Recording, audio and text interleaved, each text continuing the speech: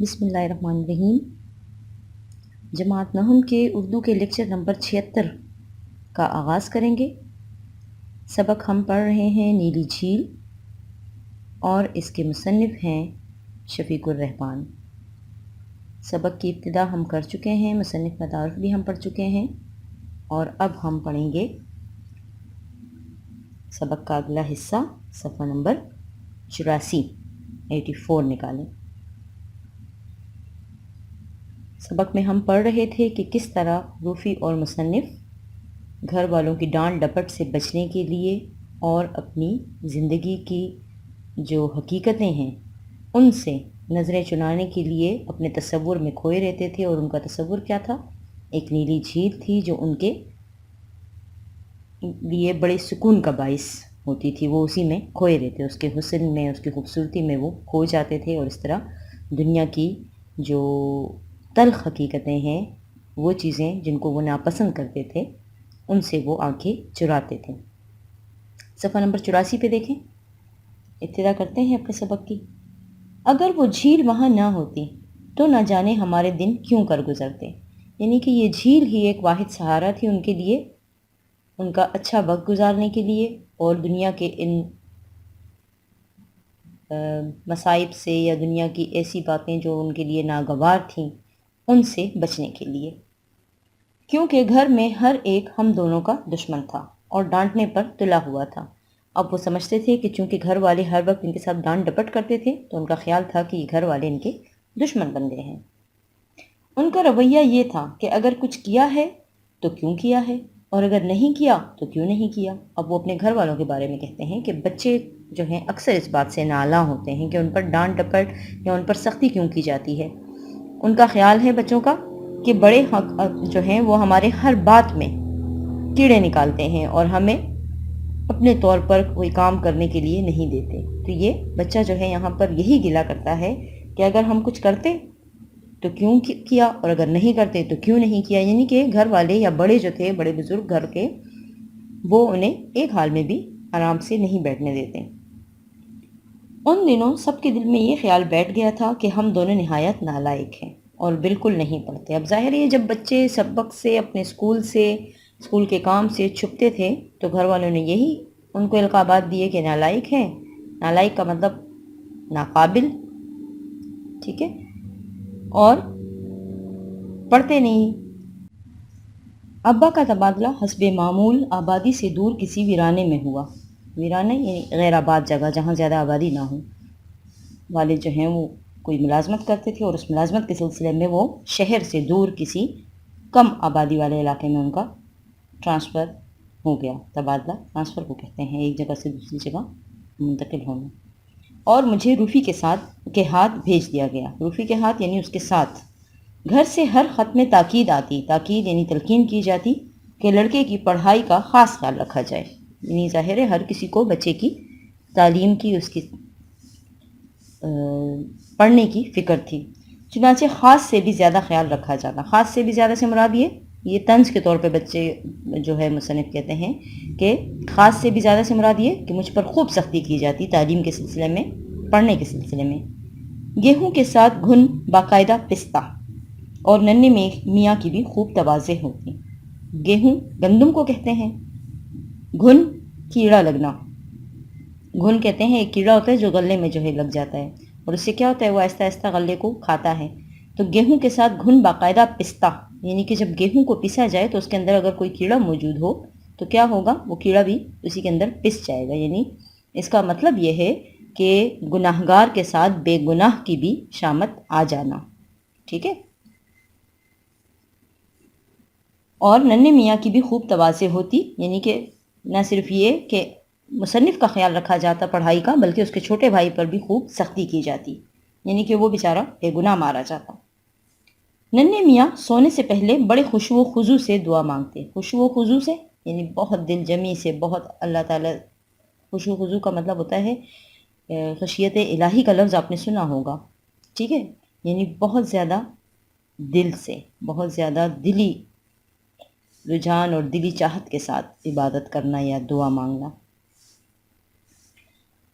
یا رب العالمین ہمارے کنبے والوں کو نیک ہدایت دے۔ اچھا، یہ خشوع و خضوع جو ہے اس میں دیکھیں خشیت الہی آپ لوگوں نے اسلامیات میں پڑھا ہوگا، اللہ کا خوف، ٹھیک ہے، وہ محبت جس میں خوف شامل ہو، یا وہ خوف جس میں محبت شامل ہو، ٹھیک ہے۔ محبت ہم جس طرح دیکھیں مثال کے طور پر ہم مختلف چیزوں سے ڈرتے ہیں، ایک خوف ہوتا ہے کچھ ایسا خوف، جیسے مثال کے طور پر ہم یوں کہہ دیں کہ کسی بلا کا خوف، ٹھیک ہے، بلا کا خوف ہونا، کسی سے ڈرنا، تو وہ دیکھیں وہ خوف الگ ہوتا ہے، اور ایک ہوتا ہے محبت کا خوف، جیسے ہم اپنے والدین سے کرتے ہیں۔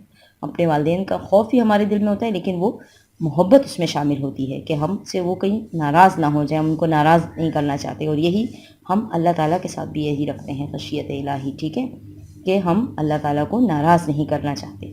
تو خشوع و خضوع کا مطلب بہت دل سے وہ کیا کرتے، دعا مانگتے، یا رب العالمین ہمارے کنبے والوں کو، کنبے خاندان کو کہتے ہیں، کنبے والوں کو یعنی خاندان والوں کو نیک ہدایت دے، اور انہیں بتا کہ چھوٹے بچوں کے ساتھ کیسا سلوک کیا جاتا ہے، کیونکہ اب تک یہ لوگ اس سے بے بہرا ہیں۔ اب وہ یہ کہتے ہیں کہ وہ کیا کرتے، دل سے دعا مانگتے اپنے اللہ سے، اپنے رب سے، کہ اے سارے جہاں کے، دونوں جہاں کے رب، ہمارے کنبے والوں کو یعنی ہمارے خاندان والوں کو نیک ہدایت دے، یعنی ان کو نیکی کا راستہ بتا، انہیں توفیق دے کہ ان کو پتہ چلے کہ چھوٹے بچوں کے ساتھ کیسا سلوک کیا جاتا ہے۔ کہ ان کا خیال تھا کہ ہم سے جو ڈانٹ ڈپٹ کی جا رہی ہے یہ بے جا ہے، ٹھیک ہے، ان کو ہم سے پیار محبت سے پیش آنا چاہیے، کیونکہ ان کو ابھی تک پتہ ہی نہیں کہ بچوں کے ساتھ کیسا سلوک کیا جائے۔ بے بہرا ہونا یعنی ناواقف ہونا، وہ بھی ان کو پتہ ہی نہیں ہے کہ بچوں کو کس طرح سے ٹریٹ کیا جائے، کس طرح سے ان کے ساتھ محبت کا سلوک کیا جائے، یہ اس سے ناواقف ہیں۔ گھر میں بہت سے پالتو جانور اور پرندے تھے، پالتو جانور جو پالے جائیں، پیٹس۔ ایک طوطا تھا، کچھ سفید رنگ کی موٹی موٹی ایرانی بلیاں تھیں جو اس قدر مغرور تھیں کہ کسی کو خاطر میں نہ لاتی تھیں۔ طوطا دیکھیں یہاں پر تے سے لکھا ہے، صحیح جو لفظ طوطا ہے نا وہ تے سے ہی ہے، توئیں سے بعد میں لکھا گیا تھا، ابتدا میں تے سے لکھا جاتا تھا، پھر توئیں سے کر دیا، اور اب دوبارہ تے سے۔ تو ماہرین کا خیال ہے کہ یہ تے والا ہی درست ہے۔ تو کیا تھا گھر میں، اگر یہ سوال آپ سے پوچھا جائے کہ گھر کے پالتو جانوروں میں کیا کیا چیزیں تھیں، تو دیکھیں ایک طوطا تھا، ٹھیک ہے، جانور اور پرندے دونوں تھے۔ ایک طوطا تھا، سفید رنگ کی موٹی موٹی ایرانی بلیاں وہ جو سفید رنگ کی ہوتی ہیں، بہت خوبصورت سی، ہو سکتا ہے آپ لوگوں کے گھروں میں بھی ہو، اکثر کے گھروں میں ہوں گی، کہ وہ کیا ہوتی ہیں، وہ بڑی خاموش کہیں پڑی ہوتی ہیں اور لوگوں کو صرف دیکھنے پہ ہی اکتفا کرتی ہیں، مغرور تھیں کہ کسی کو خاطر میں نہ لاتی تھیں، وہ خاموش سی ہوتی ہیں، کسی سے زیادہ فری نہیں ہوتی، ٹھیک ہے، سوائے اس بندے کے جس نے اس کو پالا ہو اور جو اس سے محبت رکھتا ہو، اس لیے اس کو مغرور کہا ہے کہ وہ کسی کو خاطر میں نہیں لاتی تھی۔ البتہ ایک چھوٹی سی بلی بڑی ذہین اور سمجھدار تھی۔ ایک چھوٹی سی بلی کیا تھی، ذہین اور سمجھدار تھی۔ وہ صبح صبح ہمیں جگانے آتی، وہ چھوٹی بلی کیا کرتی تھی، صبح صبح اس کو جگانے کے لیے آتی، چپکے سے پلنگ پر چڑھ کر پاؤں میں ہلکی سی گدگدی کرتی۔ اب وہ گھر کی پالتو جانور یا پرندے ہوتے ہیں نا، وہ ظاہر ہے گھر کے لوگوں سے کافی مانوس ہو جاتے ہیں، خاص طور پہ یہ بلیاں وغیرہ یا ڈاگس جو ہوتے ہیں، تو یہ کیا کرتے کہ اس کو جگانے کے لیے اس کے پاؤں پہ ہلکی سی گدگدی کرتی، جگا کر ایک کونے میں انتظار کرتی کہ کہیں ہم دوبارہ نہ سو جائیں۔ اب وہ کیا کرتی وہ بلی کہ اس کو، مصنف کو اٹھانے کے لیے اس کو گدگدی کرتی اور کوشش کرتی کہ وہ دوبارہ نہ سوئے۔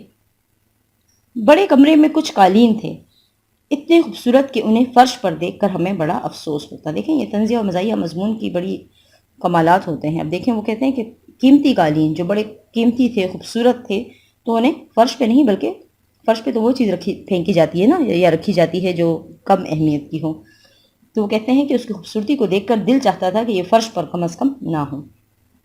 فرش یعنی زمین۔ وسط میں جو بڑا قالین تھا اس کا کچھ حصہ جل گیا تھا۔ وسط میں، درمیان میں کیا تھا، بڑا قالین تھا اور اس کا کچھ حصہ جل گیا تھا۔ وسط کا مطلب مڈ، درمیان، کمرے کے بیچ میں اکثر قالین ڈالے جاتے ہیں نا، اس طرح کہ وہاں پر نہ صوفہ رکھا جا سکتا تھا نہ کوئی میز۔ وہ قالین جو ہے وہ بالکل سینٹر میں تھا، تو اس کے اوپر اس کو چھپانا ممکن نہ تھا نا، جو جلا ہوا حصہ تھا وہ بالکل سامنے تھا، فرنٹ پہ تھا، اس پہ نہ صوفہ رکھا جا سکتا تھا اور نہ کوئی میز۔ جب کبھی مہمان آتے تو وہی عقل مند بلی اس جلے ہوئے حصے پر بٹھا دی جاتی۔ اب وہ عقل مند بلی اس لیے کہا ہے اس کو کہ وہ ان کے اس قالین کے جلے ہوئے حصوں کو چھپانے کا کام کر رہی تھی، اس لیے اس کو عقل مند کہا ہے۔ وہ کچھ اس انداز سے وہاں بیٹھتی جیسے اسے کسی کی بھی کچھ پرواہ نہیں ہے، یعنی وہ بڑی بے نیاز سی ہو کر اور غافل سی ہو کر جو ہے آرام سے وہاں پر پڑی ہوئی ہوتی۔ اسے لاکھ بلاتے بہلاتے پھسلاتے پیار کرتے، لیکن وہاں سے تب تک نہ ہلتی جب تک وہ سب چلے نہ جاتے۔ بہلانا پھسلانا یعنی جس طرح بچوں کو پیار کیا جاتا ہے، ان کو بہلایا جاتا ہے، ٹھیک ہے؟ تو اسی طرح اس بلی کو بھی بہلانے اور پھسلانے کی بہت کوشش کی جاتی، لیکن وہ ٹس سے مس نہ ہوتی، وہ وہاں سے نہ ہلتی اس وقت تک جب تک سارے مہمان چلے نہ جاتے۔ بڑی دیکھیں واقعی عقل مند تھی۔ باہر والوں میں سے کسی کو پتہ تک نہ تھا کہ ہمارا خوبصورت قالین جلا ہوا ہے۔ اب وہ کہتے ہیں کہ اس نے ہمارے راز کو راز رکھا ہوا تھا۔ یہ دیکھیں کتنی عقل مند بلی تھی اور کتنی ان کے لیے کارآمد تھی کہ گھر کے علاوہ باقی کے لوگوں کو پتہ بھی نہیں تھا کہ یہ قالین جلا ہوا۔ اگلے اتوار کو ہم صبح سے شام تک پانی میں بنسیاں ڈالے بیٹھے رہے۔ اب وہ کہتے ہیں اگلے اتوار کو، بتایا تھا نا کہ اتوار کے اتوار جاتے تھے جھیل پر، پانی میں انہوں نے بنسیاں، وہ میں نے آپ کو بتایا تھا نا، وہ جو ڈورے ہوتی ہیں اور اس میں ہک لگے ہوتے ہیں، لیکن کچھ نہ ملا۔ واپسی پر بازار میں مچھلی والے سے بڑی بڑی مچھلیاں خریدی گئیں اور باورچی کے حوالے کی گئیں۔ اب وہ بار بار جاتے تھے اور گھر والوں کو بتاتے تھے کہ مچھلیاں ہیں، لیکن کوئی ماننے کے لیے تیار نہیں تھا۔ اب انہوں نے کیا کیا کہ ثبوت دینے کے لیے خود مچھلیاں خرید لیں۔ اتفاق سے اس شام کو سب کہیں باہر مدعو تھے، دعوت پر گئے تھے۔ دیکھیں مدعو کا لفظ دعوت سے نکلا ہے، مدعو یعنی دعوت پر بلایا جانا، انوائٹ کرنا۔ گھر میں صرف میں اور روفی تھے اور ایک بزرگ جو ننھے میاں کو ساتھ بٹھا کر کھانا کھلایا کرتے تھے۔ ایک بزرگ گھر میں، اب وہ ان کی حیثیت نہیں بتائی گئی کہ نوکر تھے یا جو بھی تھے، وہ گھر میں موجود تھے اور باقی سب گھر والے کسی دعوت میں گئے تھے۔ رات کے وقت بزرگ کو اچھی طرح دکھائی نہ دیتا تھا۔ ظاہر عمر بتائی گئی ہے، بزرگ ہیں، بوڑھے ہیں، تو ان کو رات کو صحیح درست طور پر نظر نہیں آتا تھا۔ ننھے میاں پہلے تو دسترخوان پر بیٹھتے، پھر چپکے سے اٹھ جاتے۔ ادھر بلیاں قطار باندھے کیوں لگائے منتظر ہوتی اور بڑے اطمینان سے ساتھ آ بیٹھتی۔ اب وہ بڑے میاں کیا تھے؟ دسترخوان پر بیٹھتے، ننھے میاں پہلے دسترخوان پر بیٹھتے پھر چپکے سے اٹھ جاتے، یعنی کہ بڑے میاں کی ڈیوٹی تھی، یہ ان کے فرائض میں شامل تھا کہ وہ ننھے میاں کو کھلائیں پلائیں، یعنی اس کے کھانے کا خیال رکھیں، ان کو اپنے ساتھ کھلایا۔ لیکن وہ کیا کرتے، ننھے میاں اس بات کا فائدہ اٹھاتے کہ رات کو ان کو نظر نہیں آتا تھا تو وہ چپکے سے اٹھ جاتے، اور بلیاں کیا کرتی، قطار باندھے کیوں لگائے منتظر ہوتی۔ یہاں پہ کیوں لگائے، کیوں کا لفظ یہاں پہ انگلش سے آیا ہے، کیوں قطار کو کہتے ہیں انگلش میں، Q U U E U, ٹھیک ہے؟